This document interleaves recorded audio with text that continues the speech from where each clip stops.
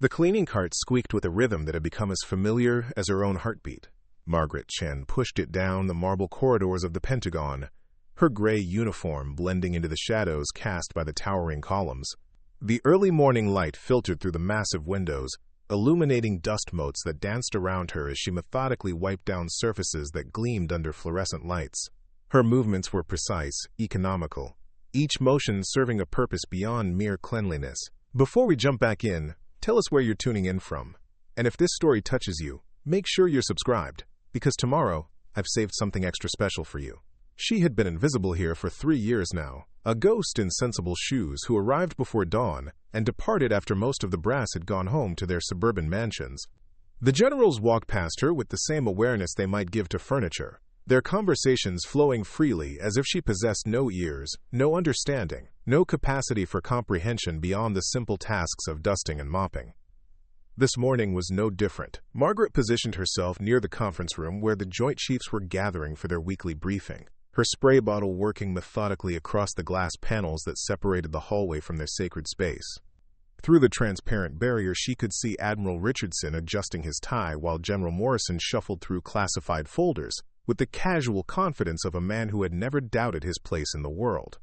The situation in Eastern Europe is deteriorating faster than anticipated, Morrison was saying to his aide, a young colonel who nodded with the eager attentiveness of someone still climbing the ladder.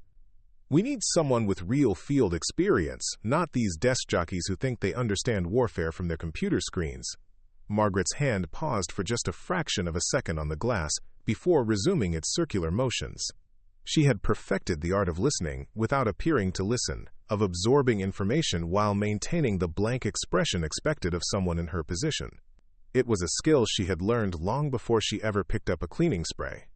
The conference room filled with more officers, each one carrying themselves with a particular swagger that comes from wearing stars and stripes on their shoulders. They settled into leather chairs around a mahogany table that Margaret had polished to perfection just hours earlier, their voices creating a low rumble of authority and importance. "Ma'am, excuse me." The voice belonged to Colonel Davies, a thin man with prematurely gray hair who had stopped beside her cart. Margaret looked up with the practiced deference of someone accustomed to interruption. "Yes, sir? Could you come back in about an hour? We're about to start a classified briefing." His tone was polite but dismissive, the way one might speak to a child who had wandered into an adult conversation. "Of course, sir. My apologies." Margaret gathered her supplies with quiet efficiency, the wheels of her cart producing their familiar squeak as she retreated down the hallway. Behind her, she could hear the heavy doors closing with a decisive thud that seemed to emphasize her exclusion from the important business of running a military. The break room in the basement served as an unofficial gathering place for the Pentagon support staff. Margaret descended the concrete steps, her footfalls echoing in the utilitarian stairwell that contrasted sharply with the grandeur of the floors above. Here, among the vending machines and mismatched tables, the real workers of the building took their respite from servicing the needs of those who made decisions that would reshape nations. Linda Rodriguez was already there, her security guard uniform rumpled from a long night shift. She looked up from her coffee with tired eyes that held a spark of genuine warmth reserved for the few people she considered friends in this vast bureaucratic maze. "Morning, Maggie. How are the mighty treating you today?" Margaret poured herself coffee from the perpetually brewing pot that had seen better decades. The liquid was bitter and strong, fuel for people who worked long hours for modest pay, while others took credit for keeping the machine of government functioning. Same as always. Invisible until they need something cleaned. She settled into a plastic chair that creaked under her weight, a sound that somehow managed to be both comforting and depressing. "Did you hear about the new assignment they're trying to fill?" Linda leaned forward conspiratorially, though there was no one else in the break room to overhear. "Some big-shot position in the European command. They're looking for someone with extensive combat experience and strategic planning background." Margaret sipped her coffee and made a non-committal sound. She had indeed overheard numerous conversations about this position over the past week, piecing together fragments of information like a puzzle assembled from eavesdropped phone calls and overheard briefings. Apparently, they can't find anyone qualified enough. Richardson was complaining yesterday that all their best candidates are either too young and inexperienced or too old and set in their ways. Linda stirred sugar into her coffee with the plastic spoon that had somehow survived countless washings despite being designed for single use.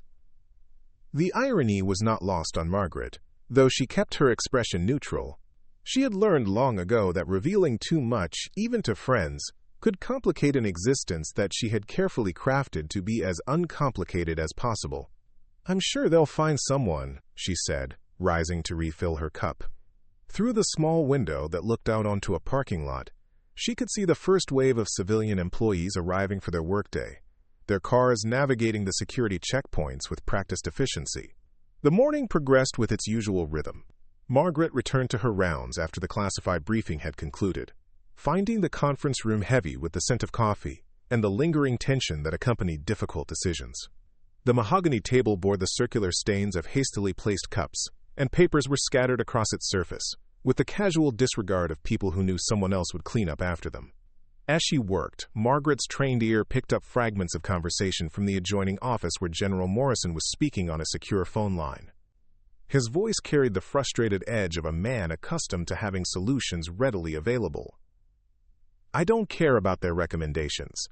I need someone who has actually been under fire, not someone who has read about it in textbooks." A pause then.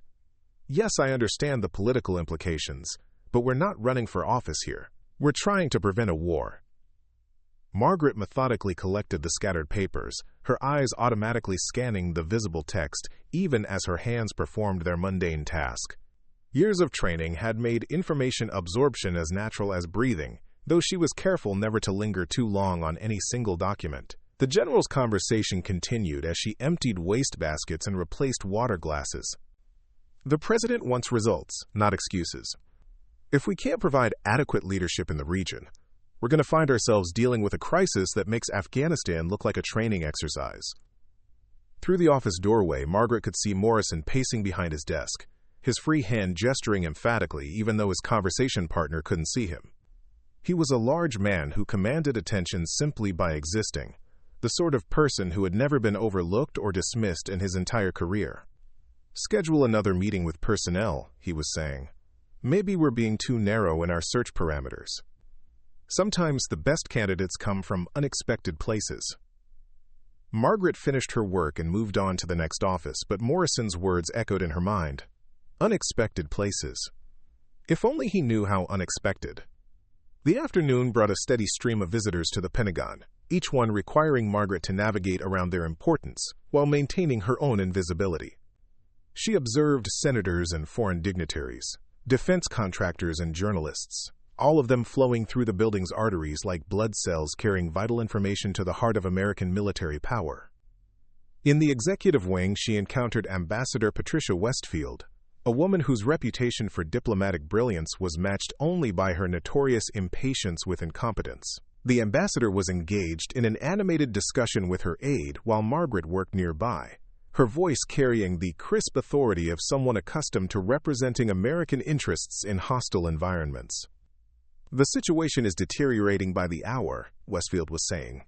"We need military leadership that understands the cultural complexities of the region, not just the tactical ones.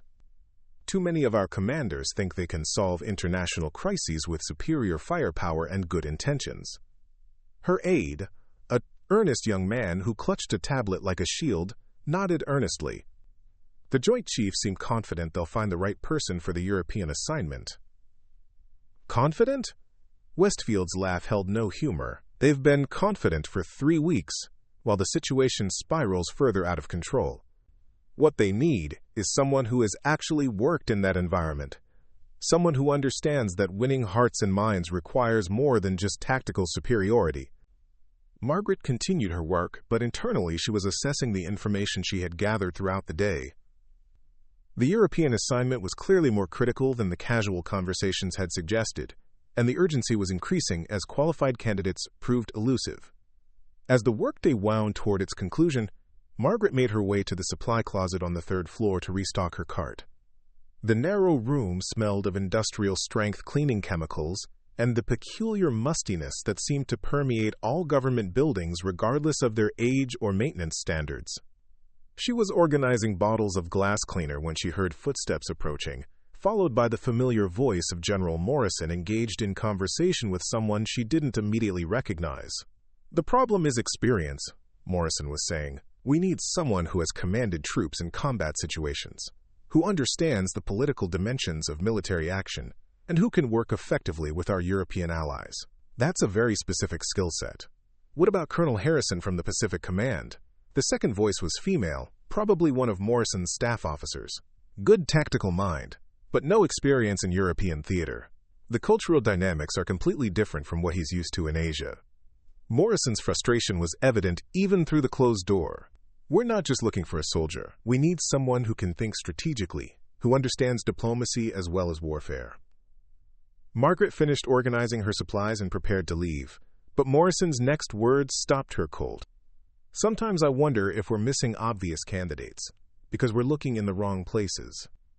The best officers I ever served with didn't always fit the traditional mold." The conversation faded as the speakers moved down the hallway, but Morrison's observation lingered in Margaret's mind as she completed her evening routine. She secured her cleaning cart in the maintenance closet, changed out of her gray uniform in the staff locker room, and made her way through the Pentagon's security checkpoints with the practiced efficiency of someone who had performed this ritual hundreds of times. The metro train carried her through the darkness toward her small apartment in Arlington, the car filled with other government workers making their way home after another day of serving their country in ways both grand and mundane. Margaret sat by the window, watching the lights of the nation's capital blur past, while her mind processed the information she had absorbed throughout the day. Her apartment was spartanly furnished but meticulously maintained, reflecting the discipline that had governed her life long before she had ever pushed a cleaning cart through marble corridors. The walls were bare except for a single framed photograph that sat on the small table beside her bed, showing a much younger version of herself in military dress uniform, her chest adorned with ribbons that told a story she had never shared with her current colleagues. Margaret prepared a simple dinner and ate it while reviewing the day's observations in her mind. The European assignment was clearly a priority at the highest levels of government, requiring someone with a unique combination of military expertise and diplomatic understanding. The timeline was urgent, and traditional recruitment methods were proving inadequate. She washed her dishes with the same methodical attention she brought to every task, then settled into her reading chair with a cup of tea and the latest issue of Foreign Affairs magazine. The featured article discussed the evolving security challenges in Eastern Europe, analyzing the complex interplay of historical grievances, economic pressures, and military positioning that threatened to destabilize the region. Margaret read with the focused attention of someone whose understanding ran deeper than academic theory. She had walked those streets, spoken those languages, navigated those cultural complexities in ways that no policy paper could adequately capture. The article's authors, despite their impressive credentials, were describing a chess game from the perspective of spectators rather than players. As she prepared for bed, Margaret caught her reflection in the bathroom mirror.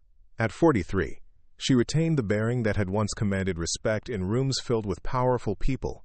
Her dark hair showed threads of silver that she made no effort to conceal, and her eyes held the quiet confidence of someone who had faced genuine challenges and emerged stronger for the experience. She had chosen invisibility as a form of protection, a way to live quietly after a career that had demanded everything she had to give. The Pentagon cleaning job provided anonymity, steady income, and the peculiar satisfaction of maintaining order in a small corner of the vast machinery that governed American power. But as she settled into bed, Margaret found herself thinking about Morrison's words regarding unexpected candidates and the urgent need for qualified leadership in Europe. She thought about Ambassador Westfield's frustration with commanders who lacked cultural understanding, and about the conversations she had overheard throughout the day regarding the deteriorating situation that required immediate action.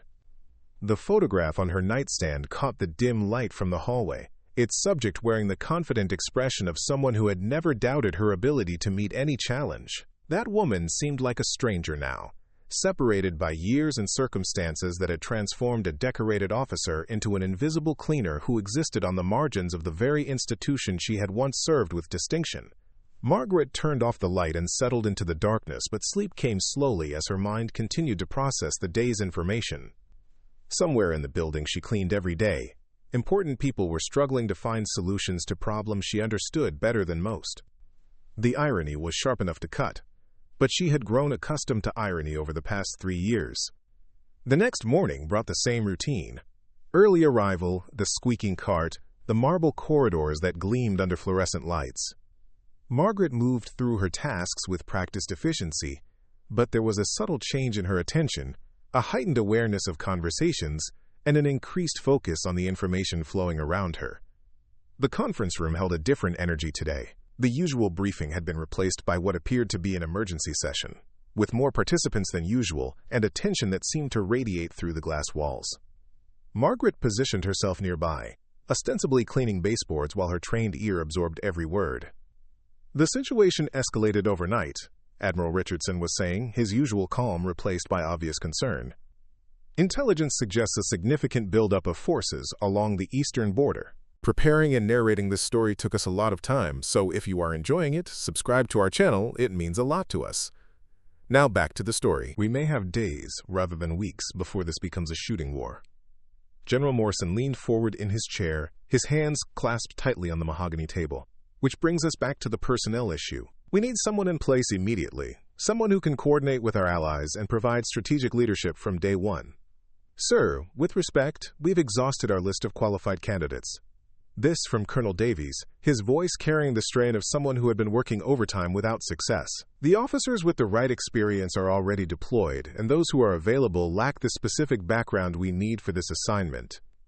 Margaret's spray bottle worked steadily across the glass panels as she absorbed the information. The timeline had compressed dramatically, transforming the European assignment from an important posting into an urgent crisis response position. What if we looked outside traditional parameters? The question came from General Sarah Mitchell, one of the few women who had achieved flag rank in the current military hierarchy. Sometimes the right person isn't on the obvious lists. Such as?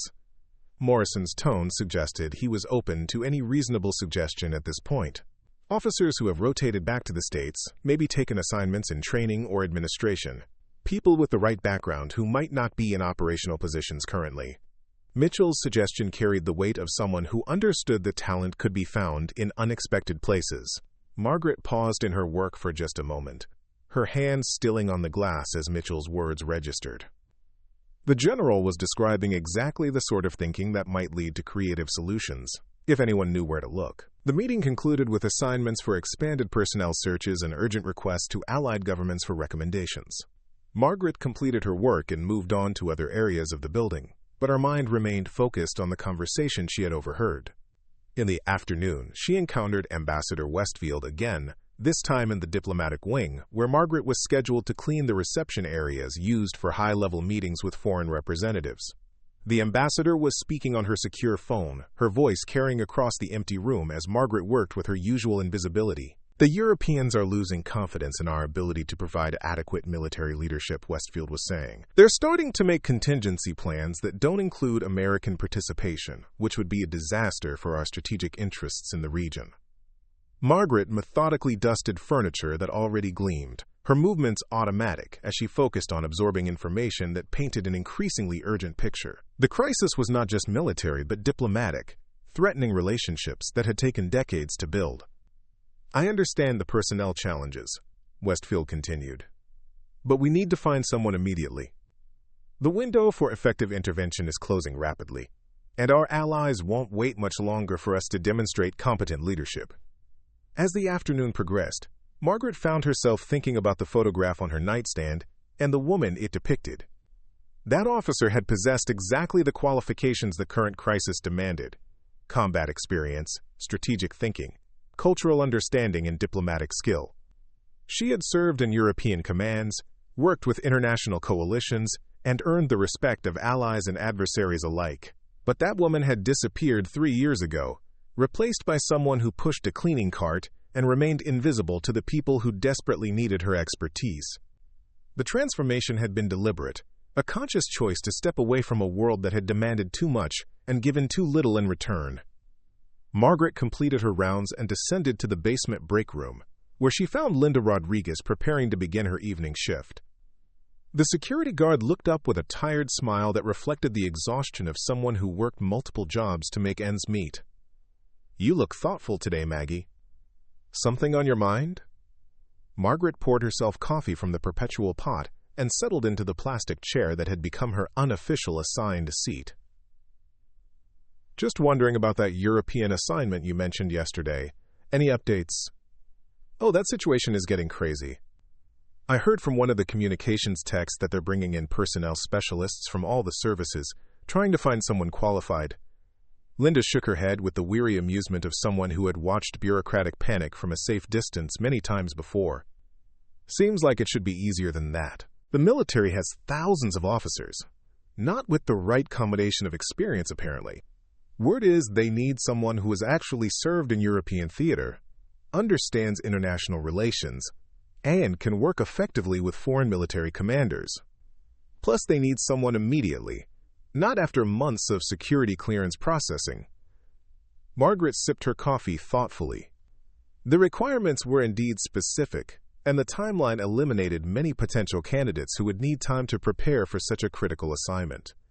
The position required someone who could step into the role immediately with full understanding of the complex dynamics involved. "Seems like they might need to think outside the box," she said, echoing General Mitchell's earlier suggestion. "Maybe, but you know how it is around here. They tend to look for people who fit the traditional mold, not someone who might actually be the best choice for the job." Linda's observation carried the cynicism of someone who had watched bureaucratic processes from the margins for many years. Margaret finished her coffee and prepared to leave for the day, but her conversation with Linda reinforced her growing sense that the crisis represented more than just a personnel challenge. It was symptomatic of an institutional blindness that prevented decision-makers from seeing solutions that existed right under their noses. The evening metro ride home provided time for reflection as the train carried Margaret through the darkness toward her small apartment. The other passengers represented the vast machinery of government: analysts and administrators, contractors and consultants, all of them playing their roles in the complex ecosystem that governed American power. But how many of them were truly visible to the people who made the important decisions? How many possessed skills and experience that were overlooked because they didn't fit conventional expectations or work in traditional positions? Margaret climbed the stairs to her apartment and unlocked the door to her carefully ordered world. The photograph on the nightstand caught the light from the hallway, its subject wearing the confident expression of someone who had never doubted her place in the world or her ability to meet any challenge. That woman had commanded respect in rooms filled with powerful people, had made decisions that affected thousands of lives, had earned recognition from the highest levels of government and military leadership. She had possessed exactly the qualifications the current crisis demanded, but she had also paid a price that had ultimately become unbearable. Margaret prepared dinner and ate while reviewing the information she had gathered throughout the day. The European situation was deteriorating rapidly, requiring immediate action from someone with the right combination of military expertise and diplomatic understanding. Traditional recruitment methods were failing, and time was running out for finding a qualified candidate. She thought about General Morrison's observation regarding unexpected candidates and the need to look beyond traditional parameters. She thought about General Mitchell's suggestion about finding the right person in non-obvious places. Most of all, she thought about the consequences of continued failure to provide adequate leadership in a rapidly evolving crisis. As she prepared for bed, Margaret caught her reflection in the bathroom mirror and saw something that hadn't been there in months: a spark of engagement, a flicker of the intensity that had once driven her to excel in the most challenging assignments imaginable. For 3 years, she had chosen invisibility as protection from a world that had demanded too much. But invisibility was also a form of hiding, and she was beginning to wonder if the price of safety had become too high when measured against the cost of continued inaction. The photograph on her nightstand seemed to watch her as she settled into bed, its subject representing a life she had abandoned but never entirely forgotten. That woman had believed in duty and service, in using her skills to serve something larger than herself. She had faced impossible challenges and found ways to succeed when failure would have carried unacceptable consequences. Margaret turned off the light and settled into darkness, but sleep remained elusive as her mind continued to process the day's revelations.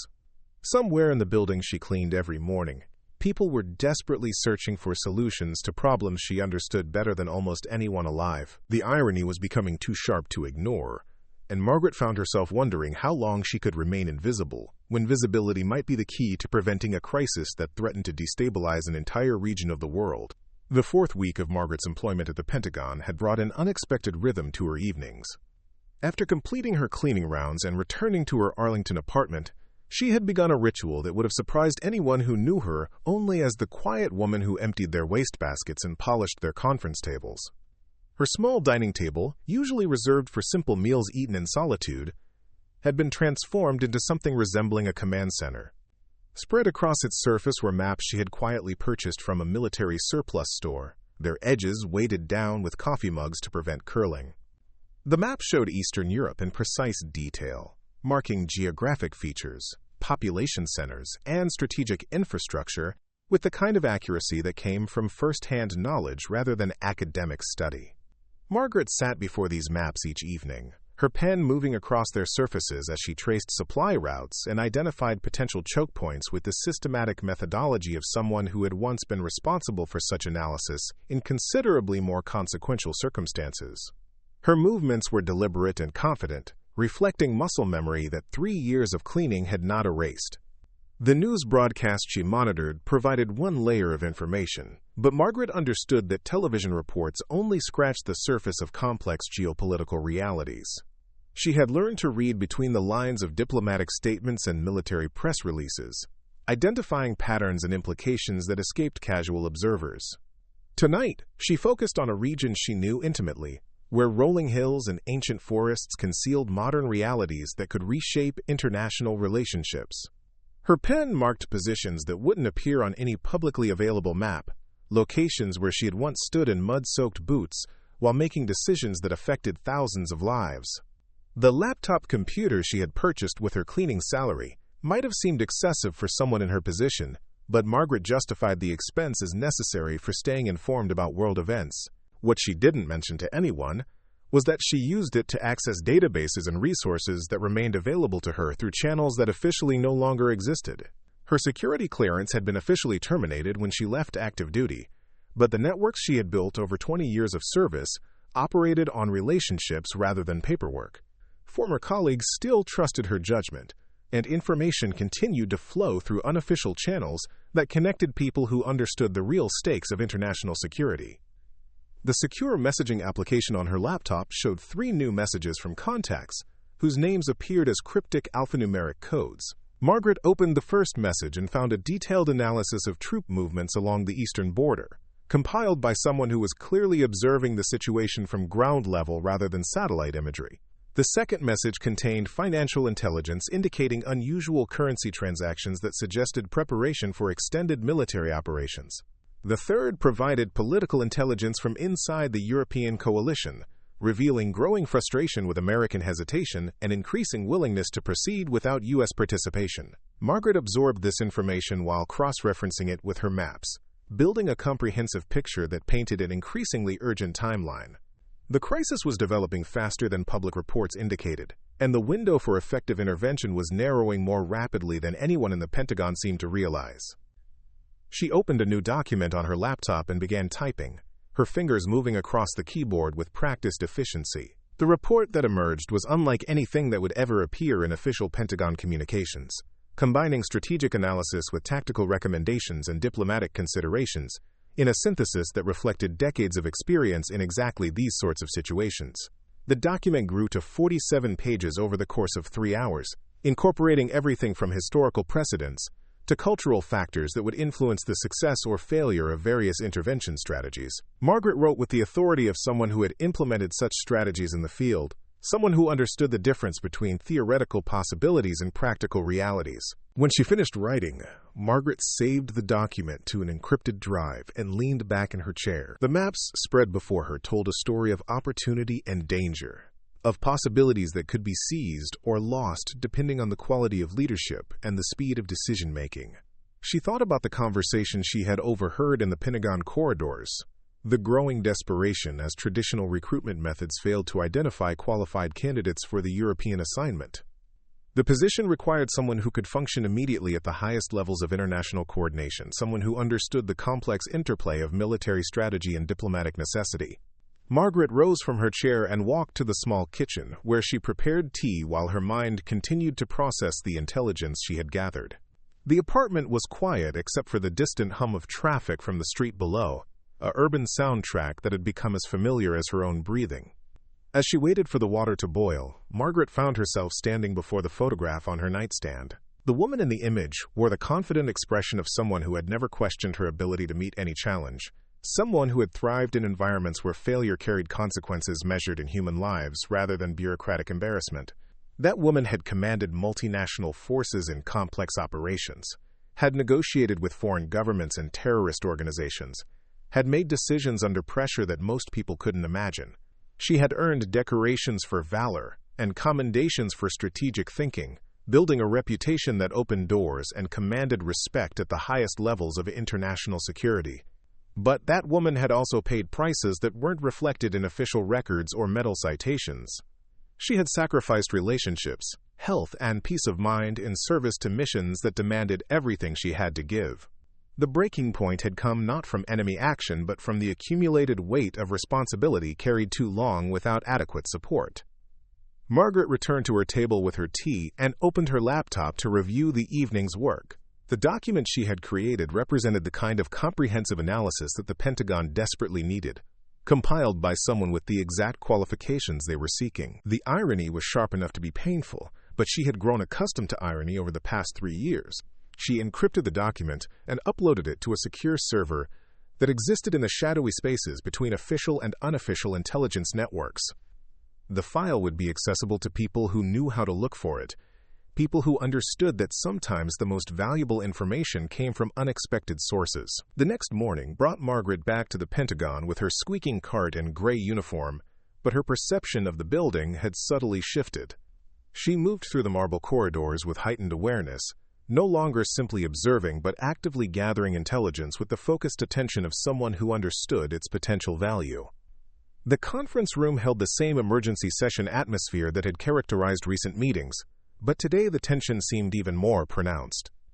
Margaret positioned herself nearby, her cleaning supplies providing perfect cover for the kind of listening that had once been her profession. "The latest intelligence confirms our worst fears," Admiral Richardson was saying, his voice carrying the strain of someone who had been working without adequate sleep. "The buildup is accelerating, and our allies are beginning to question whether we can provide effective leadership." General Morrison sat at the head of the table, his usual commanding presence diminished by obvious frustration. "Personnel Command insists they've exhausted all conventional options. We may need to consider unconventional alternatives." "Such as?" This from General Mitchell, whose previous suggestion about looking outside traditional parameters seemed increasingly prescient. "Retired officers, maybe someone from the private sector with the right background. Hell, at this point I'd consider anyone with the right qualifications, regardless of their current position." Morrison's admission reflected desperation that would have been unthinkable just weeks earlier. Margaret's spray bottle worked steadily across the glass panels as she absorbed every word. The conversation was moving in directions that aligned exactly with her evening analysis, confirming her assessment that traditional recruitment approaches were fundamentally inadequate for the current crisis. "Sir, what if we approach this differently?" Colonel Davies had his laptop open, apparently reviewing personnel databases in real time.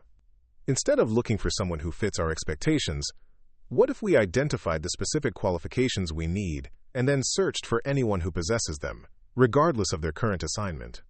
The suggestion caught Morrison's attention immediately. "Explain."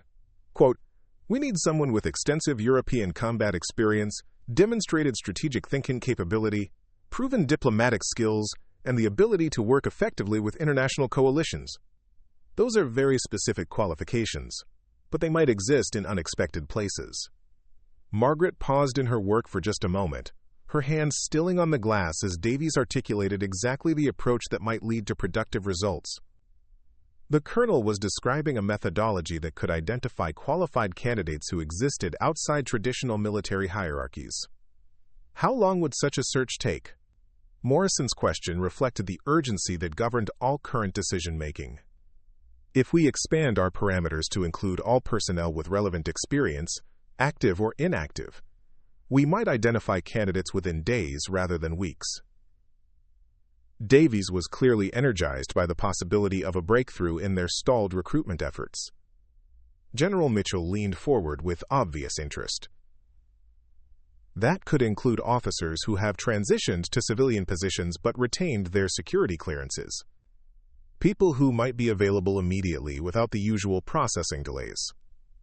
Margaret completed her work and moved to an adjacent office, but her mind remained focused on the conversation she had just overheard.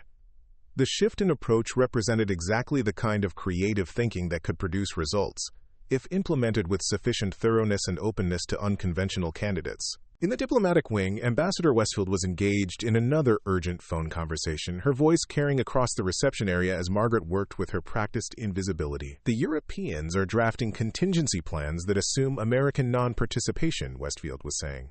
If we don't demonstrate credible military leadership within the next few days, we may find ourselves excluded from decisions that will reshape European security for decades.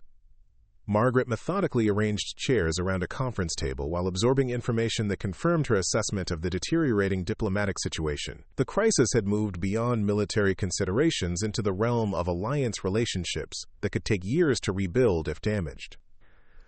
I understand the personnel challenges, Westfield continued, but the political consequences of continued delay may be irreversible. We need someone in place immediately, someone who can restore confidence in American competence and commitment.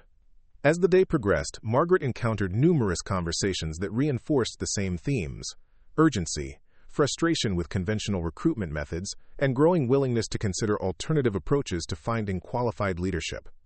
The Pentagon's usual hierarchical thinking was beginning to crack under pressure from a crisis that demanded immediate solutions.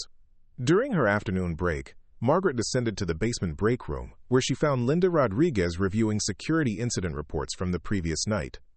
The guard looked up with a tired smile that reflected the exhaustion of someone who had been working overtime to cover staffing shortages. "Busy day upstairs?" Linda asked, gesturing toward the ceiling as if it represented the entire Pentagon hierarchy. "They seem stressed about something. Lots of emergency meetings and urgent phone calls." Margaret poured coffee from the perpetual pot and settled into her usual chair. "That European situation is really getting to them. I heard from one of the communications technicians that they're bringing in consultants from outside the military, trying to find someone qualified for that assignment." Margaret sipped her coffee thoughtfully. The expansion of search parameters beyond military personnel represented a significant shift in approach, one that could potentially identify candidates who possessed the necessary qualifications but worked in non-traditional positions. Seems like a good idea. Sometimes the best person for a job isn't the most obvious candidate. Maybe, but you know how bureaucracies work. They say they want to think outside the box, but they usually end up picking someone who fits their preconceived notions. Linda's cynicism reflected years of observing institutional behavior from the perspective of someone who existed on its margins. Margaret finished her coffee and prepared to return to her afternoon rounds, but their conversation reinforced her growing sense that the crisis represented an opportunity for unconventional solutions, if anyone had the courage to pursue them seriously. That evening, Margaret returned to her apartment and her improvised command center with renewed focus. The intelligence she had gathered throughout the day painted a picture of institutional paralysis in the face of rapidly evolving circumstances, but also suggested increasing openness to creative approaches that might break the deadlock. She opened her laptop and accessed the secure messaging system that connected her to former colleagues who continued to monitor international security developments. Tonight there were 7 new messages waiting for her attention, each containing information that wasn't available through official channels. The first message provided detailed analysis of European coalition discussions, revealing growing frustration with American indecision and active consideration of scenarios that excluded U.S. participation. The second contained intelligence about enemy preparations that suggested the timeline for effective intervention was even shorter than Pentagon analysts realized. Additional messages provided financial intelligence, political assessments, and tactical observations from sources who remained active in the field. Margaret synthesized this information while updating her maps and refining her strategic analysis, building a comprehensive understanding that surpassed anything available to the officials who desperately needed such insight. As she worked, Margaret found herself thinking about the personnel search that was expanding beyond traditional military channels. The new approach might identify candidates with relevant experience who worked in consulting, academia, or private industry, people who possessed the necessary qualifications but weren't visible to conventional recruitment methods. She thought about her own situation with growing intensity. Her current position provided perfect cover for gathering intelligence and monitoring developments, but it also rendered her completely invisible to the people who needed her expertise most urgently. The irony was becoming increasingly difficult to tolerate as the crisis deepened and solutions remained elusive. Margaret opened a new document and began typing, this time focusing not on strategic analysis but on a different kind of assessment. She outlined the qualifications required for the European assignment and systematically documented her own experience in each relevant area, building a comprehensive case for her candidacy that went far beyond what any traditional resume could convey. The document grew to 32 pages as she detailed operations she had planned and executed, diplomatic negotiations she had conducted, international relationships she had built and maintained. The record was impressive by any standard, representing exactly the kind of experience the current crisis demanded. But the document also highlighted the central paradox of her situation. Her qualifications were indisputable, but her current position made them invisible to the people who needed them most.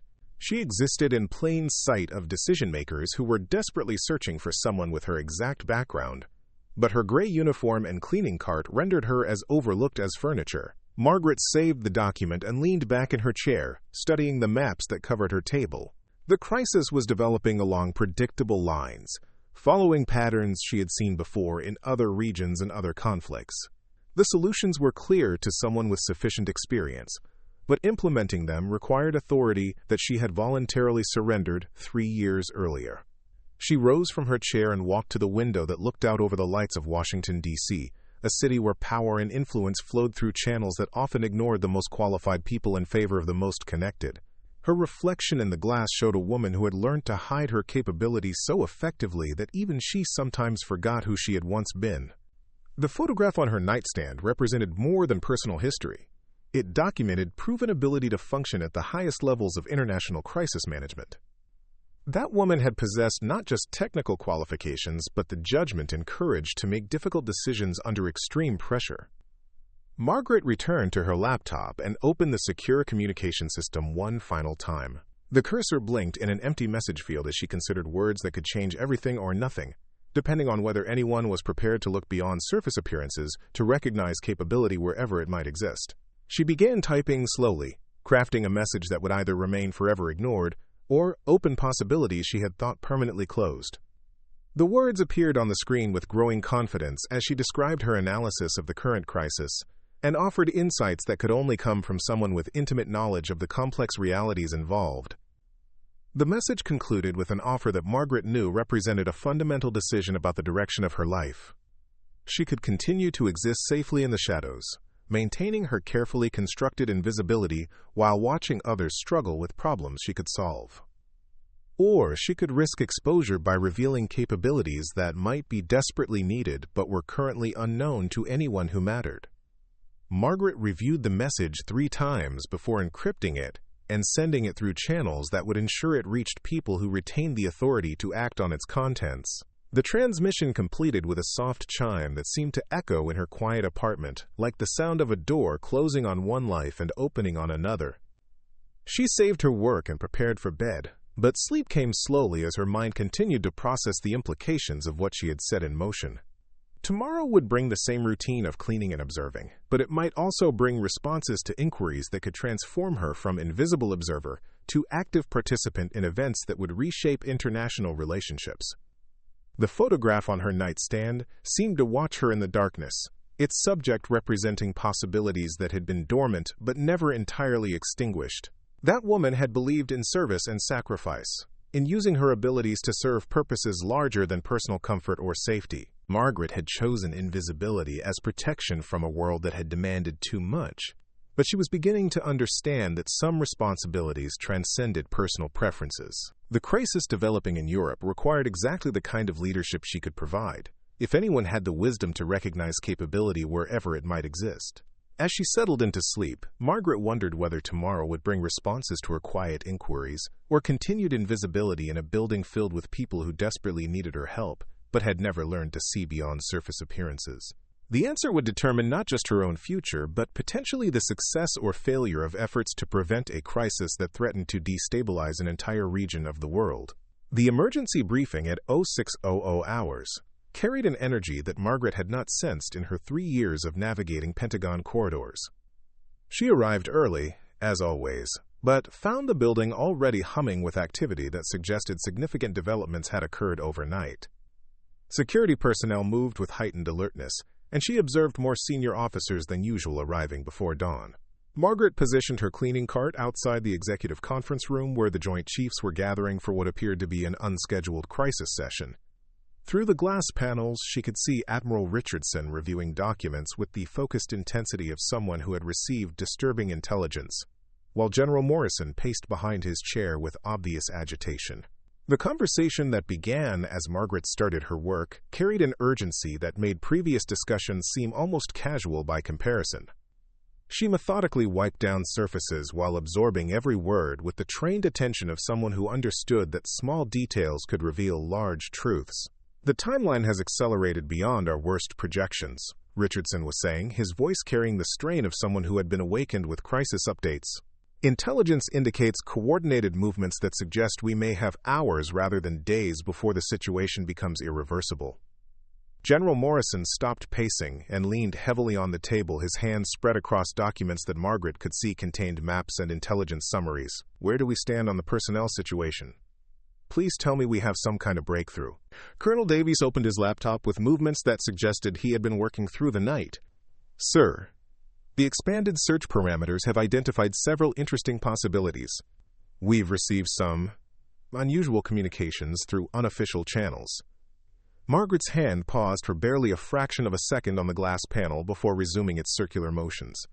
The reference to unofficial communications sent a surge of adrenaline through her system, as she realized that her encrypted message had reached its intended recipients and generated enough interest to warrant discussion at the highest levels. "Unusual how?"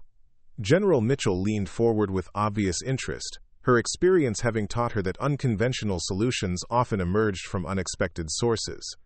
"We've received detailed strategic analysis of the European situation from someone with clearly extensive knowledge of the region, including intelligence that doesn't appear in our official reports." Davies was reading from his screen, his voice carrying a mixture of curiosity and professional skepticism. Admiral Richardson looked up from his documents with sharp attention. "What kind of intelligence?" "Tactical assessments that demonstrate intimate knowledge of terrain and political dynamics, financial intelligence about enemy preparations, diplomatic insights that suggest direct experience with the key players involved." Davies paused to scroll through what appeared to be a substantial document. "Whoever compiled this understands the situation better than most of our official analysts." Margaret continued her work with practiced invisibility, while her heart rate increased significantly. The fact that her analysis was being discussed in this context meant that someone had recognized its value and taken the initiative to bring it to senior leadership attention. General Morrison straightened slowly, his expression reflecting the cautious hope of someone who had been disappointed too many times to trust easily. "Do we know who sent this analysis?" "The communication came through channels that are difficult to trace precisely, but the content suggests someone with extensive experience in exactly the kind of operations we need to conduct." Davies was clearly choosing his words carefully, indicating that the source had been identified but raised questions that required delicate handling. "I want to meet with whoever sent this immediately," Morrison said, with the decisiveness of someone who had run out of conventional options. "If they understand the situation this well, they might be exactly what we need for the European assignment." Margaret's spray bottle continued its methodical work across the glass panels, but internally she was processing the implications of Morrison's statement with growing intensity. The moment she had set in motion with her encrypted message was developing faster than she had anticipated, creating possibilities and risks that would require careful navigation. "Sir, there may be some complications with that approach." Davies was clearly uncomfortable with the direction the conversation was taking. "The source appears to be someone who officially doesn't exist in our current personnel system." "Meaning what, exactly?" General Mitchell's question carried the sharp edge of someone who had little patience for bureaucratic evasions in crisis situations. "Meaning the person who sent this analysis has qualifications that would make them perfect for the European assignment, but they're not currently in a position where we would normally look for such candidates." Davies was clearly struggling to explain a situation that defied conventional categorization. Admiral Richardson leaned back in his chair with an expression that suggested he was beginning to understand the nature of the complication. "Are we talking about someone who has been out of service, retired, working in the private sector?" We're still investigating, sir, but the initial indicators suggest someone who has maintained extensive intelligence contacts, despite not holding an official position that would justify such access. Davies was reading carefully from notes that suggested a more thorough investigation had been conducted than his words initially indicated. Margaret finished cleaning the glass panels and moved to dusting nearby furniture, maintaining her position within listening range while avoiding any appearance of unusual interest in the conversation. Her mind was racing as she processed the implications of their discussion and considered how to respond to developments that were moving faster than she had expected. General Morrison returned to his chair and sat down heavily, his expression reflecting the weight of decisions that could affect thousands of lives. I don't care about bureaucratic complications. If this person has the qualifications we need and understands the situation better than our official analysts, I want to meet with them today. Sir, arranging such a meeting might be more complicated than it initially appears. Davies was clearly struggling with information he was reluctant to share fully. The individual in question may be someone we encounter regularly, but haven't recognized as a potential resource. The silence that followed Davies' statement carried a tension that Margaret could feel even through the glass barrier that separated her from the conference room. She continued her work with automatic movements, while every sense focused on the conversation that would determine her immediate future. You're telling me that someone with the qualifications to solve our most pressing personnel crisis is hiding in plain sight? General Mitchell's question carried disbelief mixed with growing understanding of bureaucratic failures that allowed talent to be overlooked. That appears to be the case, ma'am. We're working to confirm the individual's identity and current position, but preliminary investigation suggests they have been present in this building regularly while we've been conducting our search. Davies was clearly uncomfortable with revelations that highlighted systematic failures in personnel awareness. Margaret moved to a different section of the room, her cleaning supplies providing perfect cover for continued observation, while she processed the reality that her careful anonymity was being systematically dismantled by people who had finally recognized the value of her intelligence contributions. Admiral Richardson stood up abruptly, his chair scraping against the floor with a sound that seemed to punctuate the growing urgency of their situation. I want this person identified and brought in for immediate consultation, regardless of their current position or the bureaucratic complications involved. Sir, we should have confirmation within the hour. The security office is conducting a discreet investigation to verify the individual's identity and location. Davies was typing rapidly on his laptop, apparently coordinating efforts that were already underway. General Morrison leaned forward with obvious intensity. Make it clear that this is our highest priority. If this person has the qualifications we need, I want them in this room today, regardless of what it takes to make that happen. Margaret completed her assigned tasks in the conference room and moved into the adjacent corridor, her mind processing the reality that her carefully constructed invisibility was about to be shattered by people who had finally learned to look beyond surface appearances to recognize capability wherever it existed. The morning progressed with an energy that seemed to permeate the entire building. Margaret observed increased activity among security personnel and noted more senior staff moving through corridors with the purposeful urgency that characterized crisis response. Her own awareness was heightened as she realized that multiple investigations were likely converging on her identity. In the diplomatic wing, Ambassador Westfield was engaged in what appeared to be a secure video conference with European coalition partners, her voice carrying across the reception area as Margaret worked nearby with practiced invisibility. I understand your frustration with American delays, but I have reason to believe we may have a breakthrough in our leadership situation, Westfield was saying, her tone carrying cautious optimism mixed with diplomatic caution. I should have more definitive information within hours. Margaret methodically arranged chairs around a conference table while absorbing information that suggested her intelligence analysis had reached diplomatic channels as well as military ones. The scope of interest in her contributions was expanding beyond what she had anticipated. Yes, I understand the political implications of continued delay, Westfield continued. But if we can provide the kind of leadership you've been requesting, it might justify a brief extension of your timeline for unilateral action. As Margaret worked, she became increasingly aware of subtle changes in how security personnel observed her movements. The shifts were minimal but noticeable to someone with her training, suggesting that discreet surveillance had been implemented while investigations proceeded. During her mid-morning break, Margaret descended to the basement break room where she found Linda Rodriguez reviewing incident reports with unusual intensity. The security guard looked up with an expression that suggested she was processing developments that extended beyond routine building security. "Interesting morning upstairs?" Linda asked, her tone carrying implications that suggested she was aware of activities beyond her usual scope of responsibility. "Lots of meetings and people moving around urgently. Something important must be happening." Margaret poured coffee from the perpetual pot while maintaining the casual demeanor she had cultivated over 3 years of carefully managed invisibility. "I've been getting requests for personnel verification checks that are outside normal procedures," Linda said, her voice carrying the curiosity of someone who had noticed patterns that didn't fit standard operating protocols. "Someone is conducting background investigations that go beyond routine security updates." Margaret sipped her coffee thoughtfully, recognizing that Linda's observations confirmed her assessment that systematic efforts were underway to verify her identity and qualifications. The investigation was proceeding faster than she had expected, driven by urgency that reflected the deteriorating international situation. "Maybe they're updating security clearances for the European assignment situation," she suggested, testing Linda's knowledge of current personnel activities.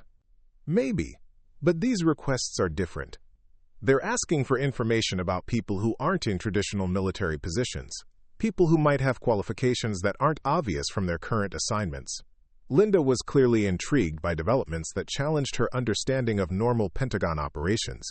Margaret finished her coffee and prepared to return to her afternoon rounds, but Linda's observations reinforced her growing certainty that multiple lines of investigation were converging on her identity.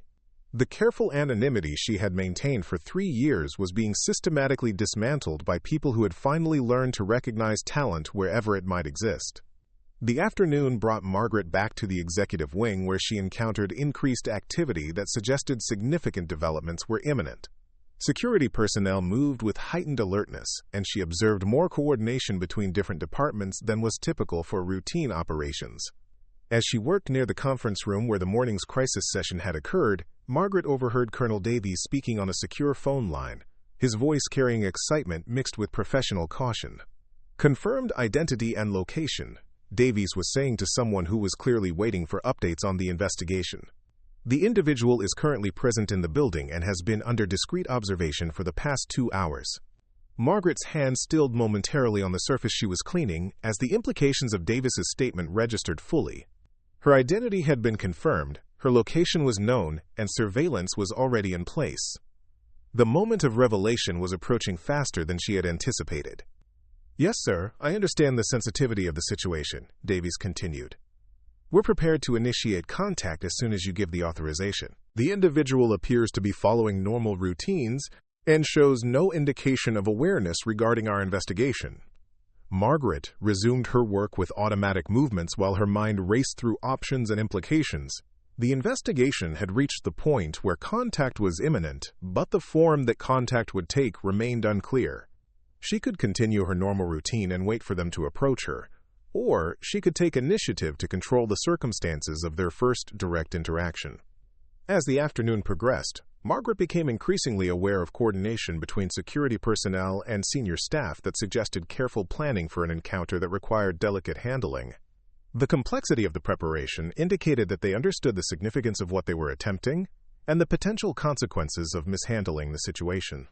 In the communications center, she observed technicians preparing equipment that appeared designed for secure conferencing with multiple international participants.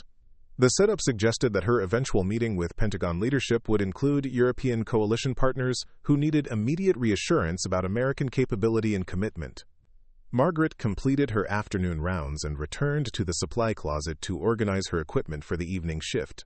As she worked in the narrow room that smelled of cleaning chemicals and institutional efficiency, she heard footsteps approaching in the corridor outside. The footsteps paused directly outside the supply closet door, followed by the sound of quiet conversation between at least 2 people who appeared to be coordinating their approach carefully. Margaret continued organizing supplies while preparing mentally for an encounter that would fundamentally transform her existence within this building. The knock on the door came softly, followed by a voice that carried authority tempered by diplomatic courtesy. "Ma'am, could we have a word with you? We're Colonel Davies and General Mitchell from the Joint Chiefs Staff." Margaret straightened slowly and turned toward the door, her expression carefully composed, despite the adrenaline surge that accompanied this moment of transition from invisibility to recognition. She opened the door to find two senior officers whose expressions reflected professional curiosity mixed with cautious respect. "Yes, sir, ma'am. How can I help you?" Margaret's response maintained the deferential tone expected from someone in her position, while internally she prepared for a conversation that would determine the direction of her immediate future. Colonel Davies held a folder that clearly contained the results of their investigation, while General Mitchell observed Margaret with the sharp attention of someone who was reassessing initial impressions based on new information. "We'd like to discuss some communications we've received regarding the European situation," Davies said carefully. "Communications that suggest you might have insights that could be valuable to our current operations." Margaret maintained eye contact while processing the implications of their approach. They were offering her an opportunity to reveal herself gradually, rather than confronting her directly with evidence of her true background. The courtesy suggested they understood the delicacy of the situation and were prepared to proceed diplomatically. "I'm not sure I understand what you're referring to," Margaret replied, maintaining her established persona while creating space for them to present their case without forcing immediate admissions. General Mitchell stepped forward slightly, her expression indicating that she was prepared to be more direct than her colleague. "Ma'am, we have reason to believe you possess qualifications and experience that could be crucial to resolving a critical personnel situation. We'd appreciate the opportunity to discuss this in a more appropriate setting." The invitation represented the moment Margaret had been anticipating since sending her encrypted message. She could continue to maintain her anonymity and avoid the complications that would accompany revelation of her true background, or she could acknowledge capabilities that might be desperately needed but would fundamentally change her carefully ordered existence. "I suppose I could spare a few minutes," Margaret said slowly, her tone suggesting reluctant cooperation rather than eager participation, "though I'm not sure what kind of assistance someone in my position could provide." Davies and Mitchell exchanged a glance that suggested they had discussed how to handle this precise scenario. Their preparation indicated understanding that the person they were addressing possessed capabilities that extended far beyond her current position, but required careful approach to avoid triggering defensive responses. "We appreciate your willingness to speak with us," Davies said formally. "Would you be available to join us in Conference Room C in about 30 minutes? We have some colleagues who would very much like to meet you." Margaret nodded slowly, recognizing that the meeting they were proposing would include the senior leadership who had been discussing her intelligence analysis that morning. The careful scheduling suggested they were providing her time to prepare mentally for an encounter that would likely determine whether she returned to anonymity or stepped back into responsibilities she had abandoned 3 years earlier. "I'll need to secure my equipment and complete my current assignments," she said, maintaining the practical concerns expected from someone in her position. "But I should be able to join you at the time you suggested." As Davies and Mitchell departed, Margaret found herself alone in the supply closet with the reality that her carefully constructed invisibility was about to end.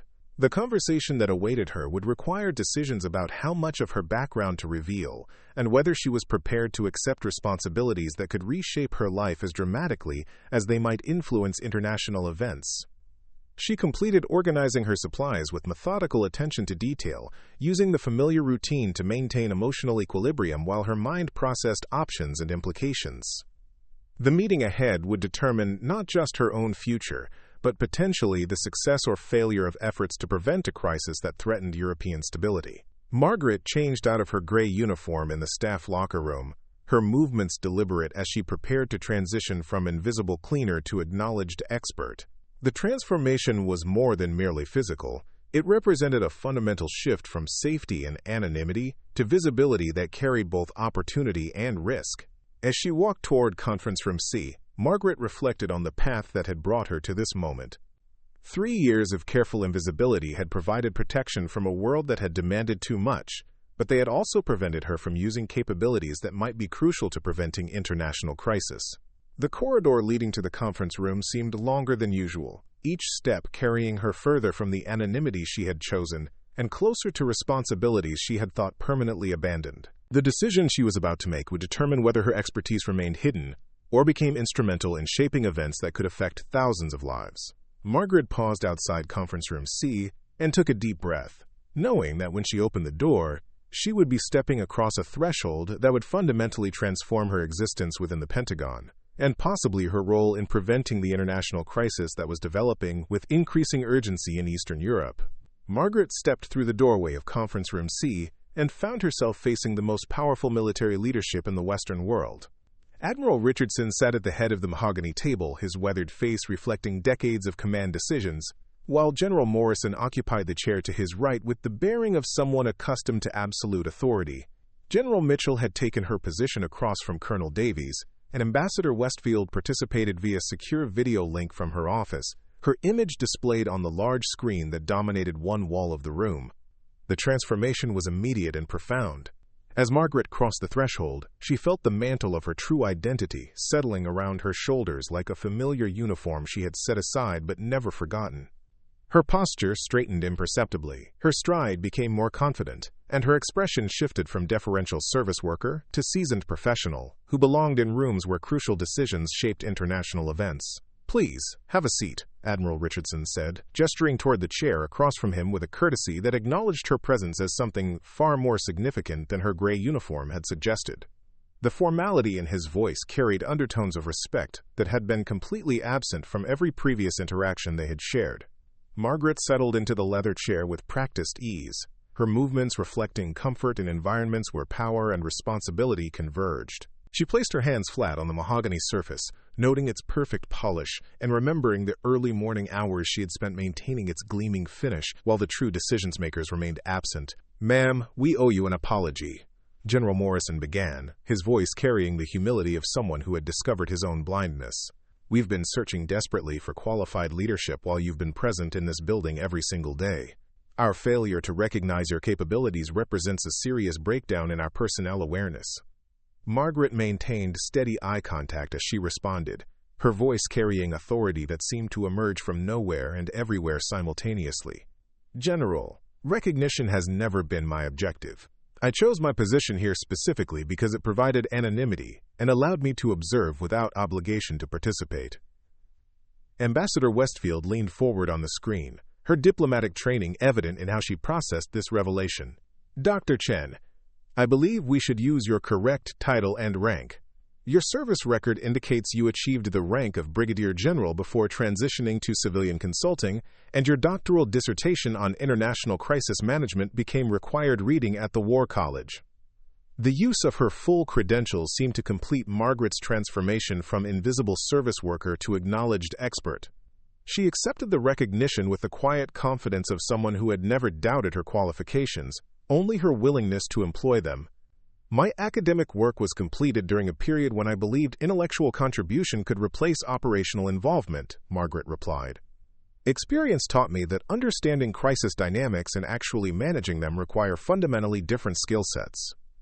Colonel Davies opened the folder he had carried into the meeting, revealing documents that clearly contained comprehensive analysis of Margaret's background and qualifications. "Ma'am, your operational record includes command of multinational forces in 3 different theaters, successful completion of diplomatic missions that prevented 2 regional conflicts, and strategic planning that shaped current NATO protocols in Eastern Europe." Margaret listened to the recitation of her achievements, with the detached attention of someone reviewing another person's career. The woman described in those documents seemed like a stranger, separated by years and experiences that had fundamentally altered her perspective on service and sacrifice. That record also includes decisions that cost lives, operations that failed despite careful planning, and personal sacrifices that ultimately proved unsustainable, she said quietly. "Success in these positions carries prices that aren't reflected in official commendations or efficiency reports." General Mitchell, who had observed Margaret's transformation with obvious fascination, leaned forward with direct intensity. "Dr. Chen, we understand that returning to operational leadership would require significant personal cost. But the current situation in Europe may represent exactly the kind of crisis that your unique qualifications were designed to address." Margaret turned her attention to the secure monitor where real-time intelligence updates scrolled across split screens showing satellite imagery, communication intercepts, and troop movement tracking. The data painted a picture of deteriorating stability that confirmed her private analysis and suggested that intervention windows were closing faster than conventional planning could accommodate. The timeline has compressed beyond what traditional military response can address, Margaret said, her voice carrying the analytical precision that had once made her recommendations sought after by presidents and prime ministers. Effective intervention requires someone who can coordinate military strategy with diplomatic necessity, while maintaining alliance relationships that have taken decades to build. Admiral Richardson activated a secure communication system that brought additional participants into the conference. The screen divided to show field commanders from European installations, coalition representatives from key allied nations, and intelligence analysts from agencies whose existence was rarely acknowledged publicly. Dr. Chen, Richardson said formally, I'm authorized to offer you immediate reinstatement at your former rank with full operational authority for the European crisis response. The position carries direct reporting to the Secretary of Defense and liaison responsibility with NATO command structure. Margaret studied the faces on the screen, recognizing several individuals with whom she had worked during previous crises. Their expressions reflected the desperate hope of people who had run out of conventional options and were willing to embrace unorthodox solutions if they offered genuine prospects for success. What specific authority would accompany this position? Margaret asked, her question reflecting professional assessment rather than personal interest. Crisis management requires decision-making autonomy that bureaucratic structures often cannot accommodate. General Morrison activated a secure terminal and began typing rapidly, his fingers moving across classified systems with practiced efficiency. Full tactical and strategic autonomy within established parameters, direct access to all relevant intelligence resources, authority to coordinate with international partners without State Department oversight, and authorization to implement non-traditional solutions if they serve strategic objectives. The scope of authority being offered represented exactly the kind of operational freedom that Margaret had once requested and been denied, leading to frustrations that had ultimately contributed to her decision to leave active service. The irony of receiving such authority now, when crisis demanded it, was not lost on anyone in the room. Ambassador Westfield's voice carried diplomatic urgency as she addressed Margaret directly through the secure connection. Dr. Chen, I've been authorized to inform you that European coalition partners have specifically requested American leadership with proven experience in their region. Your name appeared on their preferred candidate list before we had even identified you as a possibility. Margaret turned her attention back to the intelligence displays, studying patterns that confirmed her assessment that conventional approaches would prove inadequate for the developing situation. The crisis required someone who could think beyond traditional military solutions to address political complexities that would determine long-term success or failure. The European situation involves more than military positioning, Margaret said, her voice carrying certainty born of extensive regional experience. Success requires understanding cultural dynamics that influence tactical decisions, historical relationships that shape alliance cooperation, and economic factors that determine sustainable outcomes. General Mitchell activated additional screens that displayed detailed briefing materials prepared specifically for this meeting. Dr. Chen, we've reviewed your previous recommendations regarding integrated crisis response methodology. Your approach to combining military operations with diplomatic engagement has become the foundation for current NATO doctrine. Margaret studied the briefing materials with growing recognition that her intellectual contributions had indeed influenced current strategic thinking, even as she had remained invisible to the people implementing policies based on her recommendations. The disconnect between her ideas and her invisibility represented institutional blindness that extended beyond individual failures.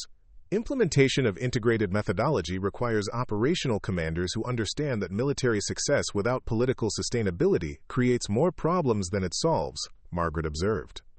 Too many officers approach international crises as tactical puzzles, rather than strategic challenges that require long-term thinking.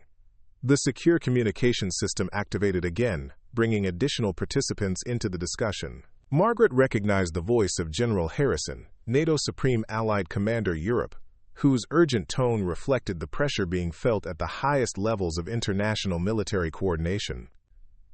Dr. Chen, this is General Harrison. We've been following developments regarding your potential involvement in the European situation.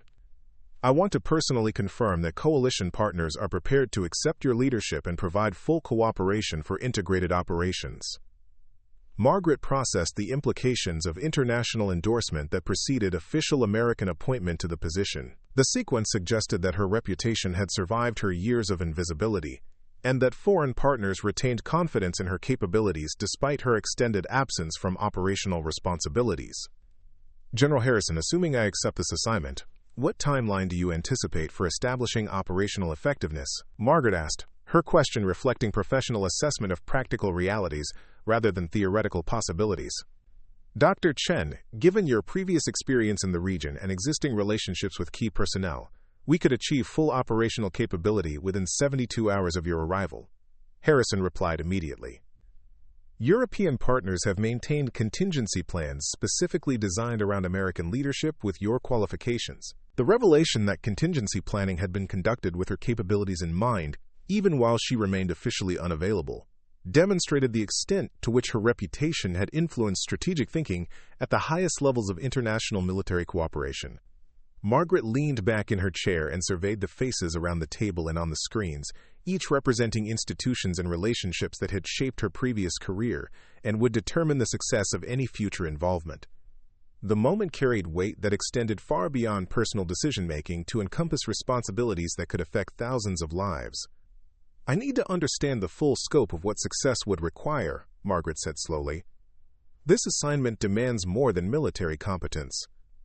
It requires someone willing to make decisions that will be criticized regardless of their outcomes, and to accept responsibility for consequences that extend beyond immediate tactical success. Admiral Richardson exchanged glances with General Morrison before responding with obvious sincerity. Dr. Chen, we understand that we're asking you to accept risks and responsibilities that cost you significantly in the past.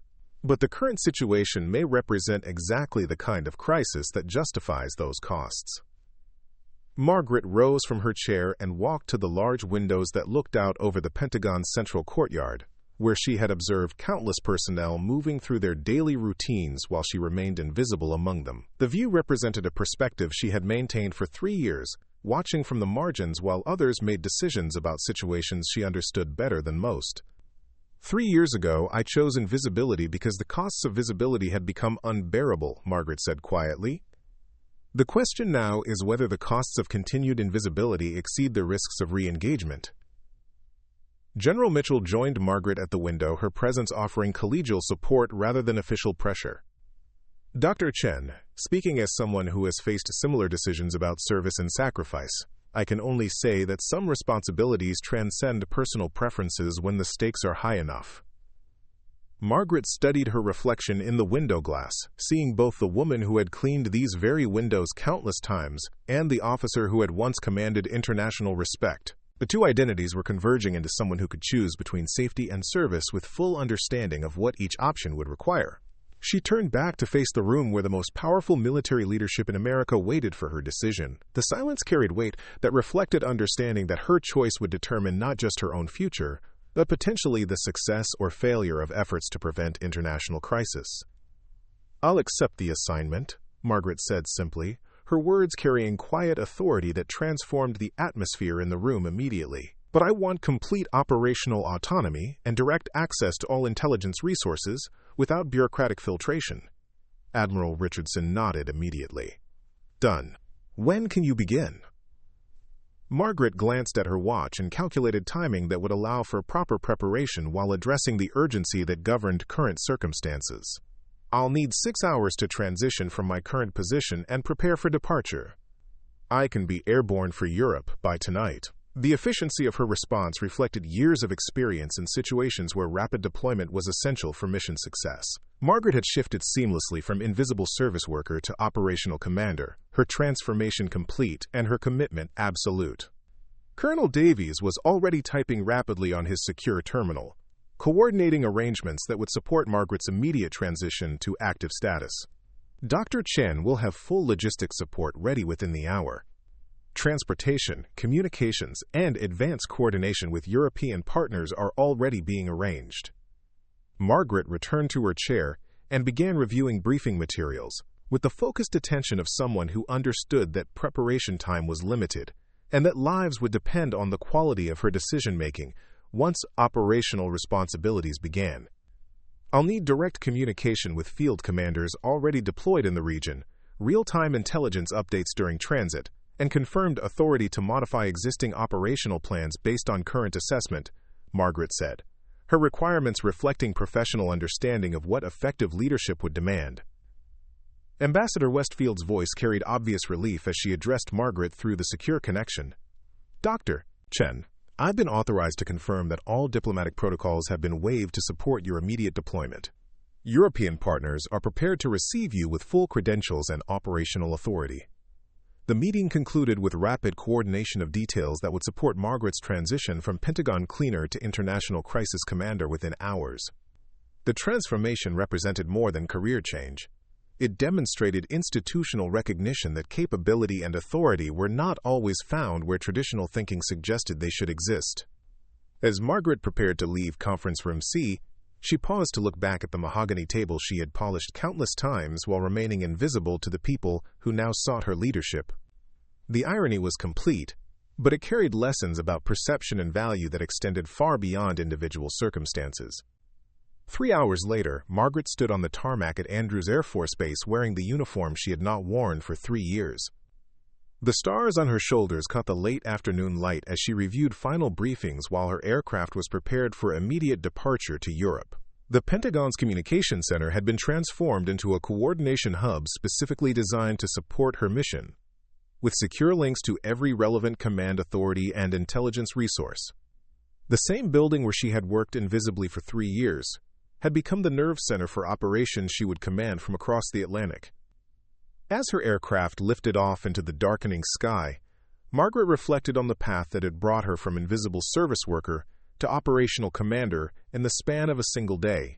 The woman who cleaned conference rooms had possessed exactly the qualifications needed to prevent international crisis, but institutional blindness had prevented recognition of capability that existed outside traditional expectations. The flight to Europe provided time for final preparation and strategic planning, but Margaret's mind also processed the broader implications of her transformation.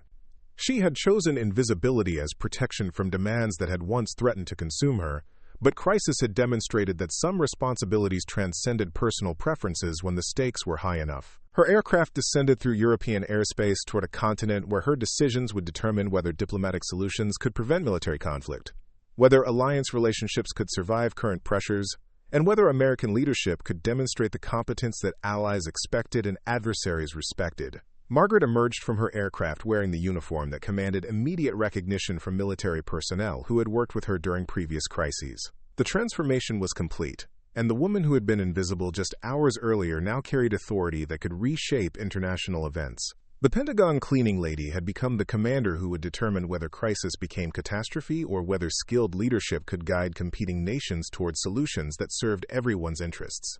Her invisibility had ended, but her true work was just beginning. In the end, Margaret's story proved that recognition cannot be demanded, but can only be earned through demonstrated capability when opportunity finally arrives.